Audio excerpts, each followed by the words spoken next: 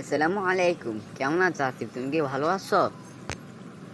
আলহামদুলিল্লাহ, আমি ভালো আছি। তুমি কি জানো তারাবিহ নামাজ কত রাকাত? জি, আমি জানি তারাবিহ নামাজ হচ্ছে 8 রাকাত। না, তোমার ধারণা ভুল। কারণ তারাবিহ নামাজ হচ্ছে যে 20 রাকাত।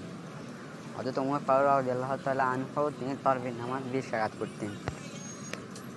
না, তোমার ধারণা ভুল। কারণ রাসূল করিম সাল্লাল্লাহু আলাইহি ওয়াসাল্লাম রমজান এবং রমজানের বাইরে তারাবিহ নামাজ 8 রাকাত করতেন।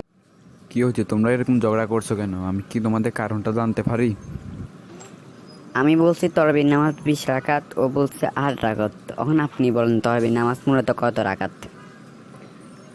আসলে তারাবির নামাজ হচ্ছে একটা নফল নামাজ। নফল মানে অতিরিক্ত, মানে যেটা কম পড়লে কোনো ক্ষতি নাই, বেশি পড়লে কোনো ক্ষতি নেই।